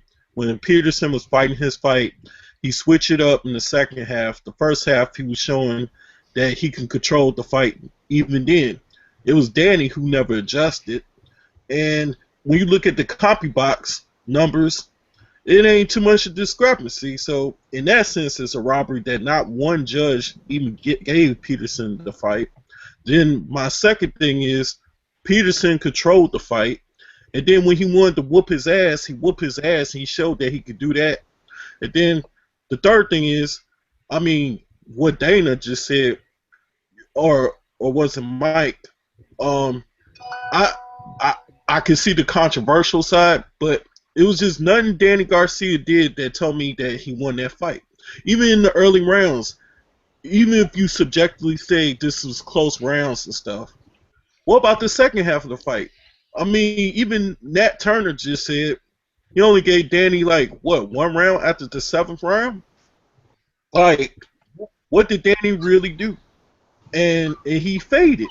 And he lost majority of the championship rounds, which a lot of judges or a lot of boxing fans give a damn about. So, in my viewpoint, Danny Garcia just got outboxed, outclassed, mind-fucked, outshowed, and kind of got booed a little bit and disappointed by his real hardcore fans. And they try to defend him like they part of a law firm right now, but it's not going to work, man. And I even got Boxing Beats and Rhymes to say that Lamont Peterson will win more than likely the next fight against Danny Garcia. So perception and overall performance, yeah, it was a robbery to me. But hey, it is what it is. I leave the floor to whoever got to speak next. I'm out. Beats is Beats. Yeah, mute yourself, J Dills, though, because I don't see how you can predispose my prediction for the next fight. And we're talking about the judgment of this fight, so I don't understand that. But robbery, no. Controversial, yes, as Mike said. I think Danny Garcia's body language at the end of the Herrera fight is worse, in my opinion. I think the only robbery would be is if they don't have a rematch, just so we can establish who's the better fighter. But we probably won't.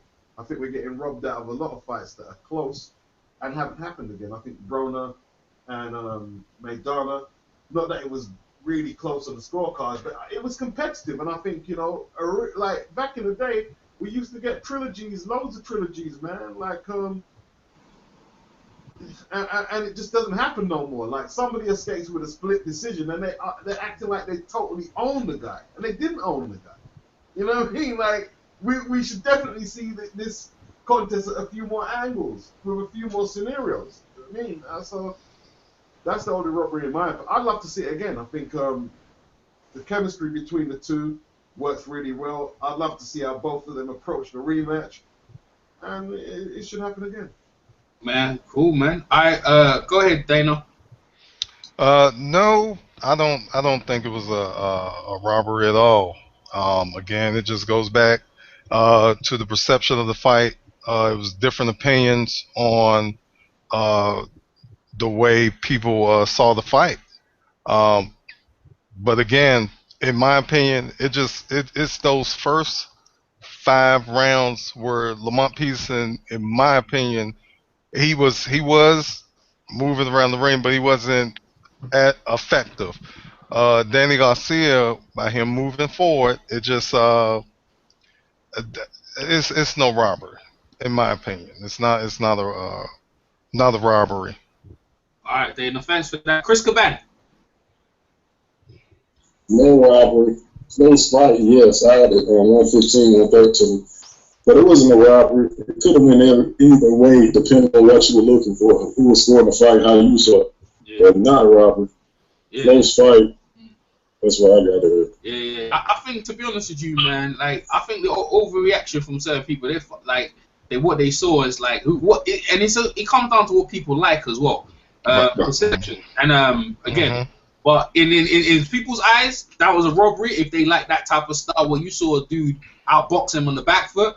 If you like a guy aggressively coming forward, I don't think guys aggressively coming forward would call that a robbery. You'd think maybe that's a close fight. So it's perception. So I don't. Yeah, I don't think it was a robbery. Beats. There's some comments on the comment thing. I don't know if you want to be given quality got some questions and some comments down there for the YTB in the panel right here. Okay, well, we got Ashy Knuckles again. Danny was trying to make the fight through. That's called being the aggressor, but it was not effective aggression as he couldn't cut the ring off and shrink the ring. He also says, I hear you, Natty, but fights are one of clean punching, not just activity. And clean punching is something that Danny did not accomplish last night.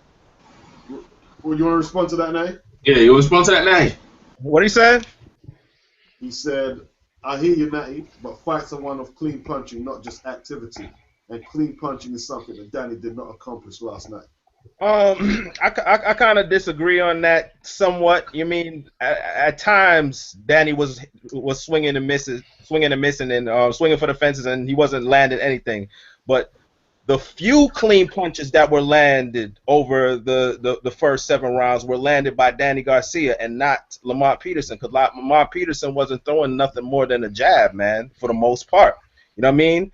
I mean, I'm in agreement with that to a degree, but if you were talking about how many clean shots were landed, how many authoritative shots were landed in those first 7 rounds, most of those were being landed by Danny Garcia. You know what I mean? And that's just how I saw it. All right. Go ahead, Beats. Next one, man. Okay. Rick Ross, Jesse Vargas versus Danny Garcia. Make it happen. I'm going to chime in on that. No, thank you. Nope. Like I said, Danny ain't making no 140 pounds no more, man. That's a wrap. Okay. You guys, I don't think nobody wants that. Well, let's move on, yeah? What's next comment? What? Given quality for life. Lamont said he was over 160 fight night, so he could take those punches. In the first 5 rounds, he only took 3 rabbit punches, but they weren't flush. Lamont versus Lucas, he took about 5 flush rabbit punches, and that jogged his mind before the exchange with KO. Okay. What do you think? Yeah, a lot of you are in agreement that the weight that Lamont came in helped him in the fight. A lot of you are in agreement with that. Yeah, he was stronger. You know what I mean? He was stronger. He didn't have to get down to the prerequisite 140 pound that he normally has to get down to. You know what I mean? He didn't have to starve himself for that, and he knew what he was doing. You know what I'm saying? You see a man coming in as a super middleweight. Shit. I got a question for you, Pete. Either, man, because that was a catchweight fight when he fought Matisse too. Right. I got a question for you, Pete. It was only the 1 pound, and for the record, I heard Fair Shake say it. I've said it before, but I want to say it again. That was Matisse's decision. Lamont Peterson wanted to fight for the belts. Yeah. I got a question for you, Beats. Go ahead. You mentioned that the chemistry between the two would make for a good rematch. Given what we saw Saturday night, how Peterson both at times made him miss, and how when Peterson came forward, stood his ground, if you will, took it to Danny Garcia. What adjustments should they fight again? What adjustments do you think Garcia can make? Because if you saw Saturday night, I think he's a bit limited as a fighter. He can only do certain things. And you mentioned the dexterity. I also had in the flexibility. He only can do a certain amount of things. What do you think that Garcia could do in a possible rematch to win by a wider margin, if you will? Double jab, body work. His footwork needs modernizing. You can see that, like, Lamont made him look like he was in the bare knuckle era with the footwork, when he started changing angles with his footwork. Quicksand. Yeah, but, like, look, man, there's a distinct possibility that Danny has shown all his cards as a boxer. Maybe there isn't that much improvement, but he does have power, and he's been a good servant for the game, man. So he deserves a chance to redeem himself and try and do a clean job. Lamont deserves a chance to set the record straight. I'd love to see the fight again. I'd love to see it again. Yeah. Go ahead, Beats. Next one. Go to the next question. Then. Okay. Yo, EJ, I gotta jump off, man. I gotta get my kids ready. All right, cool. Thanks for coming over. Right, Take care, bro. Big up, bro. Big up. Yeah, man. Bless up. Yeah, man. Okay. Rick Russ. Next question. Do the YTBC think the rematch will happen, or will Danny duck Lamont? What's that question? One more time again? Rick Russ is asking, do they think that there'll be a rematch, or will Danny duck Lamont? It depends on if Heyman wants a rematch. Yes, exactly. It's up to If Heyman. if he wants it, it will happen. If he doesn't, it will not. Simple as that. Absolutely.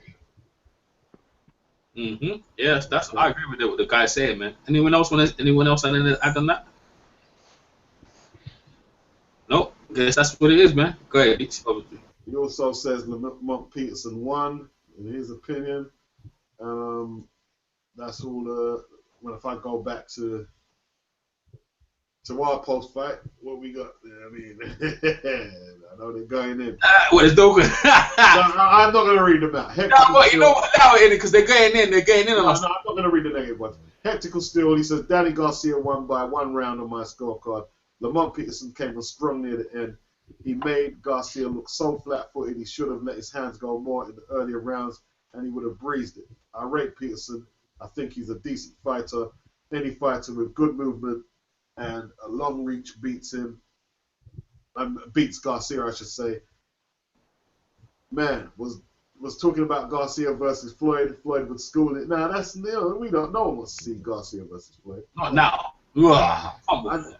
It was never a good fight. At the time, it was talked up though. People wanted to see it. Who though? I mean, Billy C boxing. He wanted to see it, man. That was it.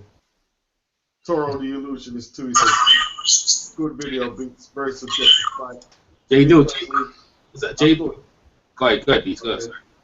Toro the Illusionist too. He said good video beats, very subjective fight. Me personally, I thought Danny did more than enough throughout the first 2/3 of the fight to get the win. But Peterson walks away with a moral victory for not getting blown out and puzzling Danny a little bit.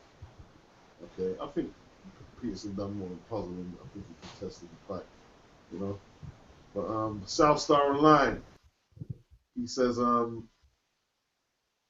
thinks that Danny won more than 1 round.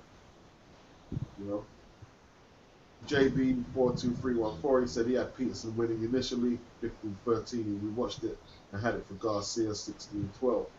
Wow. Peterson really didn't do shit until the 8th round. Good vid, fellas. Okay. GCIRC said the sad thing is Danny doesn't know how to cut the ring off. He got his ass handed to him. Peterson could have started earlier. Yeah, that's true. Yes. That's true. Or maybe he was slow. Or maybe Danny's just slow, man. You know what I mean? They said his hands are slow. If you're slow, maybe you can't cut the ring off. But you know that you don't have to I guess he don't think he has to cut the ring off. He thought I thought Lamar was gonna be there to be hit, man. Just they had the wrong strategy just to come forward and demolish. He's a very good counter puncher. Like real guys have been saying, Danny's a good counter puncher, but I guess if you don't initialize the target, then Danny struggles, man, and maybe that's his Achilles heel kind of thing, you know? Yeah, man. No, I don't want to dictate your hang up. I'm gassing it out, man. Can we go into Quillen? No, I was just gonna say that, bro, because you know what I mean. It's getting dry. I want to keep the thing lively. Let's talk about Kid Quillen. Let's go over it. Get beat. Start up, man. Quick on Kid Chocolate versus Andy Lee. Go ahead. Yeah, like he started off like a whirlwind, man. That overhand right, it looked like it was lights out. But Andy Lee, just for taking that punch and getting up and getting back into it, I have to give him credit. Man. You know, he showed some true Irish grit there, taking that punch. Irish, yeah. Irish grit there, I mean, like that. And like Quillen, man, like this guy, I think there's talent there. I don't think the commitment is quite there for him as a fighter. I don't think the commitment's there. And he had the fight in his grasp. I mean, Andy Lee was there for the taking. And he just wasn't professional enough to see the drill out, you know? His low volume, I mean, just double the jab up a little more, throw to the body. He didn't go to the body at all. He had the big, lean, long, white dude in front of him. Stop throwing the body shots, man. None. He didn't do it. He just just passive. He just fell asleep and just let the fight breeze past him, man. Like, it's a shame, really, for him, you know, but excellent for Andy Lee to come back from that punch there and win. You've got to give Andy Lee full credit. When he got a draw, it was a draw. Yeah, it was a draw. Yeah. Dana, go ahead, Dana. Yeah, like a boxing beat said, it was a pretty good fight. And again, you know, Andy Lee showed his resilience again, and you know he was you know, cocking that left hand, you know, the whole time after he got knocked down, you know, in the first and the third. Well, it was a good fight. I can't disagree with it being a draw, given on how Andy Lee came on in those later rounds. And you know, just kind of blew away Quillen a little bit in those later rounds. Go ahead, Dana. Go ahead. Yeah. It was a good fight. Very good fight. You agree with the draw? No. Well, I think you have to give Quillen maybe one round. Maybe one, but I can't disagree with the draw. But if I had somebody winning the fight, I would say Quillen won that fight by 1 point. Cool. All right, Michael, go ahead, Michael. Okay, first of all, exciting fight. I agree with everybody else. The power of Quillen proved to be the difference earlier. After that first round, he got on fire. He was on fire from start. But the problem with Quillen is the lack of consistency on my part in terms of his attack. I think he doesn't have a diversified attack. Where was the consistent jab? Where was the consistent body punching? The combinations, the left hook. I can understand he was a little bit wary because Lee is often dangerous when he's hurt. But at the same time, whenever he landed hard on the chin of Andy Lee, he either hurt him or he put him down. That cautious approach and his inability to finish Lee when he had him hurt proved his undoing ultimately for me in terms of because Lee came back with his infamous right hook, and from really round 9 on, he found the timing of Peter Quillen, started landing counter punches here and there, was better able to evade the punches of Peter Quillen, swept 4 of the last 5 rounds of my card, which got him the draw in my opinion. But for me, I was a little bit disappointed in Quillen. I didn't like the fact that he came in overweight. In terms of me, I lost a little bit of respect. I never thought he was the best middleweight Quillen was in the world, but with Boxing Beats, I agree with him. There's something missing with him. He's not complete as a fighter. He's not well-rounded as a fighter. And moving forward, as he fights a better competition or whatnot, or possibly move up in weight because the fact that he didn't make weight, it just proved my suspicion all along that he has issues making 160 pounds. Should he move up to 168 and whatnot, I think he's going to find trouble because, again, he has openings in his attack. His defense is not that sharp, and plus he can be hurt. So a good fight. I would like to see a rematch with Lee if it could happen, but there's some definite questions in terms of Peter Quillin and his ability as a fighter. Cool. Because we know what Lee is. We know what Lee is, and I don't think he can improve that much. But with Quillin, there's some questions that really need to be answered about. No doubt, man. For real. J Dills, go ahead, J Dills. J Dills. Hold on. All right. Can you hear me? Yeah, go ahead. All right. I have Quillin winning by 1 round that fight. But I'm not mad at the draw because it was plenty of times where Quillin could just took over the fight by just going to the body and everything. And he could have finished the lead pretty early, but it's just something about him that waits too long and don't let his hands go enough. And I mean, he's just too patient, and his activity sometimes is a little bit lazy. It's just, I don't know if he's thinking too much in the ring, or he sees something that he's insecure about where he don't want to get hit with a certain shot. Either way, I just feel like Quillin is just something missing there about him. But overall, I'm not mad about the draw because Lee did get that knockdown later on in the fight, and then he was starting to out-hustle Quillin in some of those rounds. Now, I felt like Quillin won the 12th round, and I felt like he won the 10th round, I think. But either way, I would just have to say that it's Peter Quillin's fault that this fight got this close, and it's Peter Quillin's fault for allowing Andy Lee to even get back in the fight. So that just tells me what level he's on, and it's more of a mental thing with him than a stamina issue, a physical issue. It's just something not mentally right up in the dome of Peter Quillin.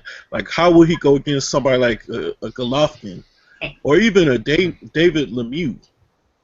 And I don't know. It's just something about Quillin that mentally is not upper echelon fighter to me. So that's my intake and my 2 cents.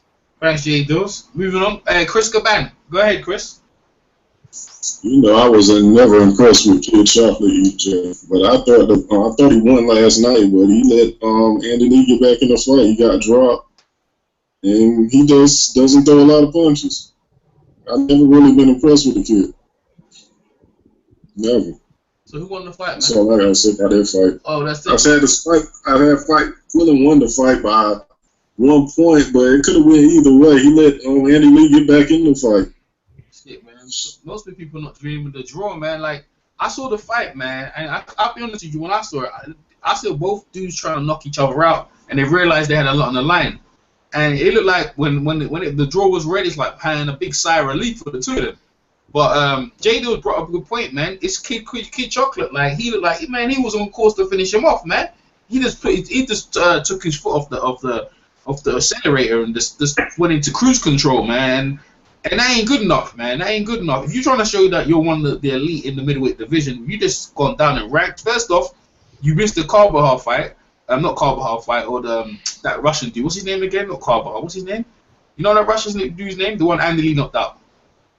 You know, guys, what I'm talking about. Yeah, that guy. He Korbrov, yeah, Matt Korbrov, right? First, you avoided him, took some step aside money, right? And then, like, you be chilling, and you come into the fight, and then both you're over. And now Andy Lee was probably on weight, but then they agreed on weight. You basically not making the weight to the belt. You're not even getting your belt back, and you put the first round was like, okay, this is what Kid Joker's about. This is what everyone's raving. And after that, you just turned it off and allowed Andy Lee back in the ring, back in the fight. But to be honest with you, there was no like technical boxing. It looked like two of them they were worried about each other to get knocked down. Andy looked like he was messed up with them knockdowns. I actually thought Kid Joker can go and stop him, but he was worried about, because he knows about Andy Lee. If he goes in there, he's gonna get hit himself, and he was thinking about self-preservation. But he let the fight slip away, and the draw. To be honest with you, man, I you know what? I could say, oh, Kid Chocolate won it, but just for that, man, I think the draw is probably deserving, if anything. You know, because Andy Lee himself, when he knocked Kid Chocolate, why didn't he turn it up? Why didn't he put his foot in the acceleration as well? You know what I'm saying? He could have done that as well. So the draw is probably deserving.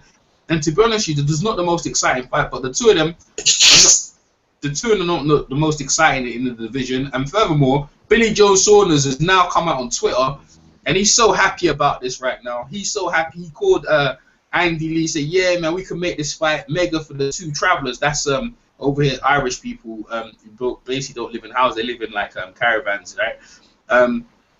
So they could make the biggest fight for travelers. But before the fight, he wasn't really saying nothing. He could have pushed his case before, but he was wary of Andy Lee, and it's like, oh, now you can make the fight because now Andy Lee looks vulnerable, so now we're gonna make this fight. So I was like, man, this is a whole heap of hypocrisy, but I agree with the draw, and I ain't gonna complain, man. So that's all I've got to say about that. We're gonna talk about the other fights on the weekend, or what do you guys?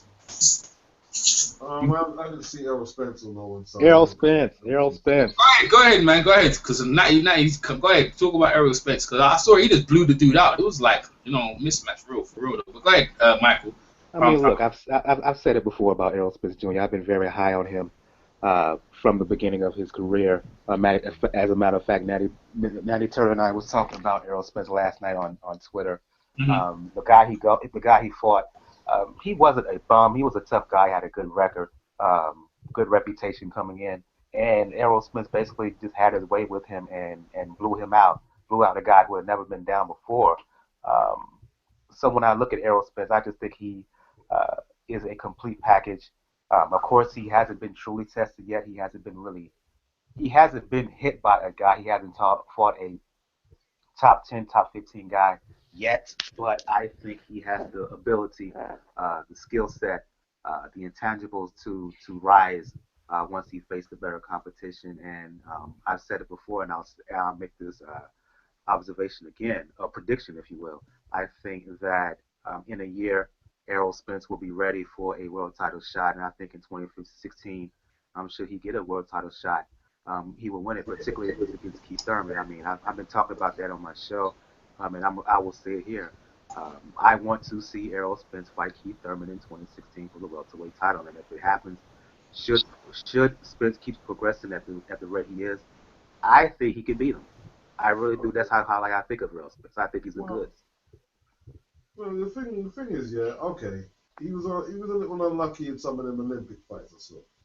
But what does he do extremely well? I don't see him as a great defensive fighter. Not great. I think he can defend himself fairly well.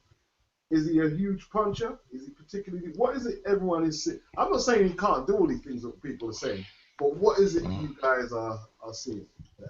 The ability, the good jab. He has size for the division. I think his body punches is very good.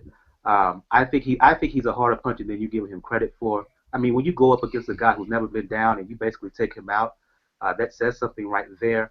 The overall skill set of Errol Spence, I don't think it's one particular thing per se, but I think it's the complete package of Errol Spence. You put it all together, I think that it makes for an immense talent. Okay. Yeah.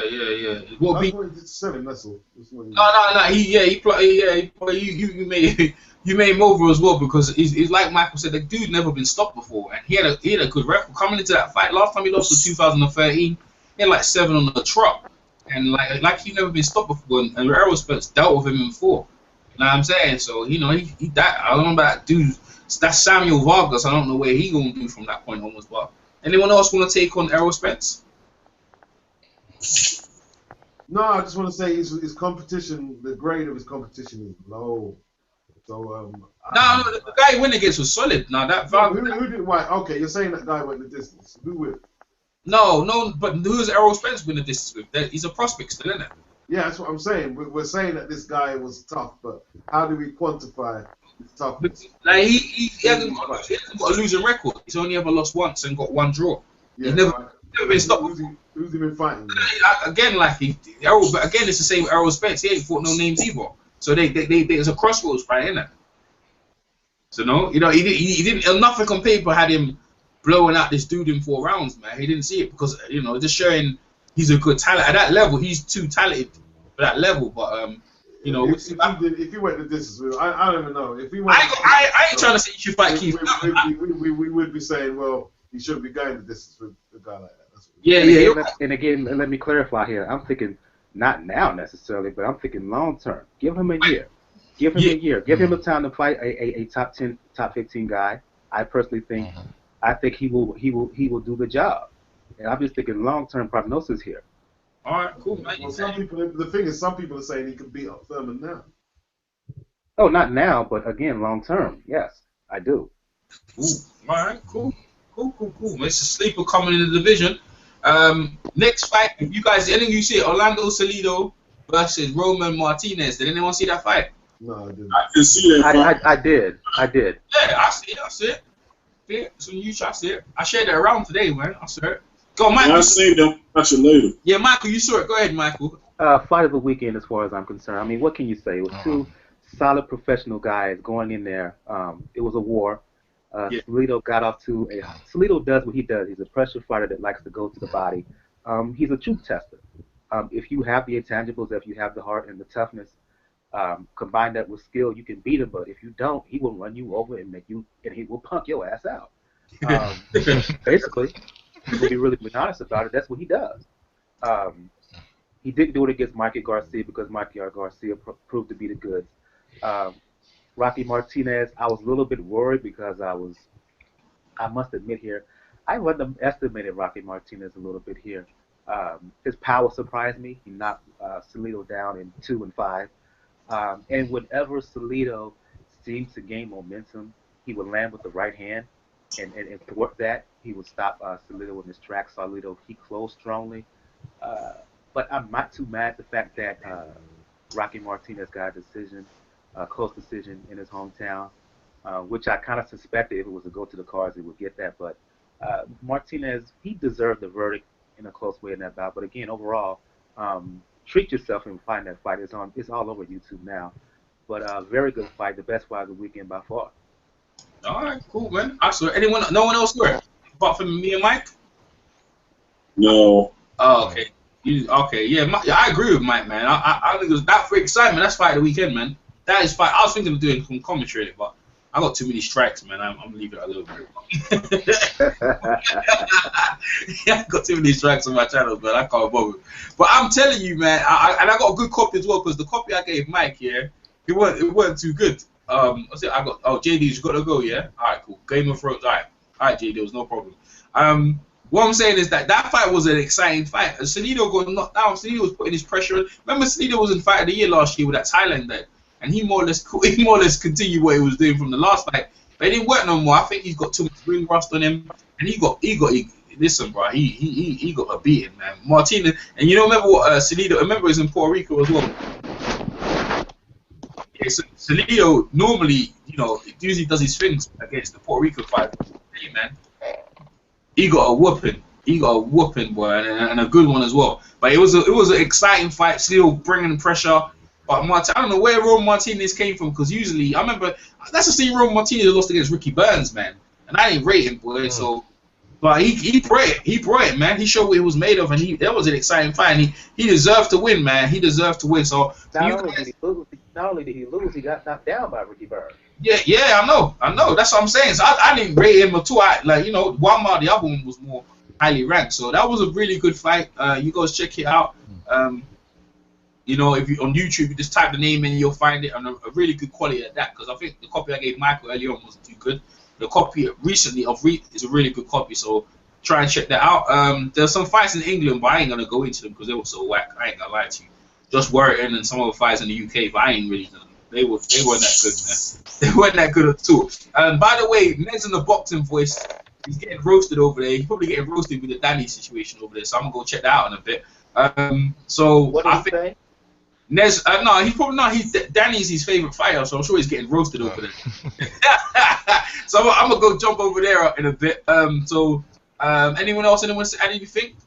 I'm all talked out, so. Yeah, all right. Dana's all talked that. All right, and Mike and that. Yeah. All right, so Dana, all right, man. I'm gonna wrap it up then, man. Dana, you can tell where the people where they can find you and on YouTube, bro, or whatever. You can find me. Well, my website is Potshot Boxing. You can hit me up at www.potshotboxing.com. You can also hit me up on Twitter, www.twitter.com/potshotboxing. You can hit me up on Facebook, www.facebook.com/potshotboxing. Pinterest, www.pinterest.com/potshotboxing. All of those social media entities, man. Yeah, definitely. Dana's Okay, sorry. What is your site? It's called Potshot Boxing. And basically the reason why I named it Potshot Boxing is basically the style of fight I like.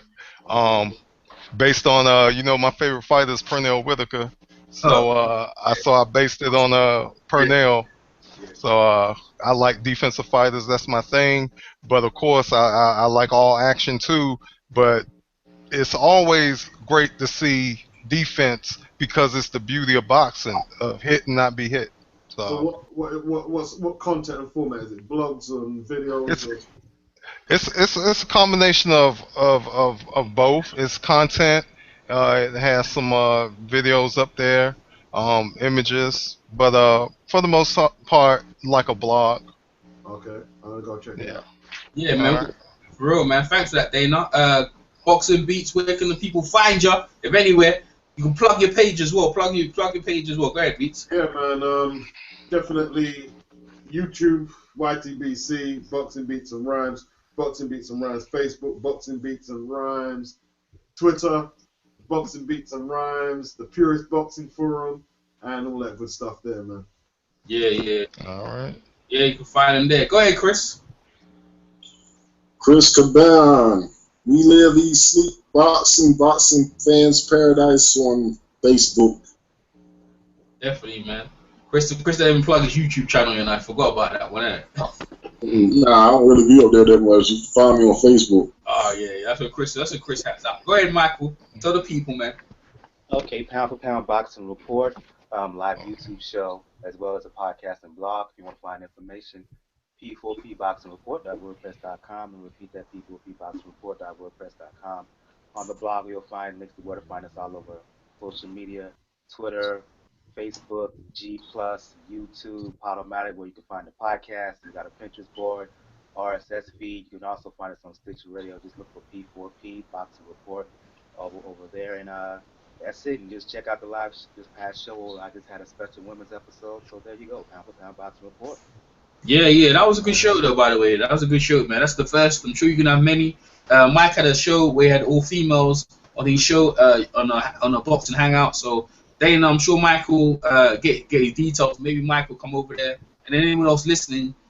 Well, you need to have the channel to come on Michael's stuff. So if you got a channel you want to talk some boxing, the Pound for Pound Boxing is the place to go. I always go over there every now and again, talk some boxing.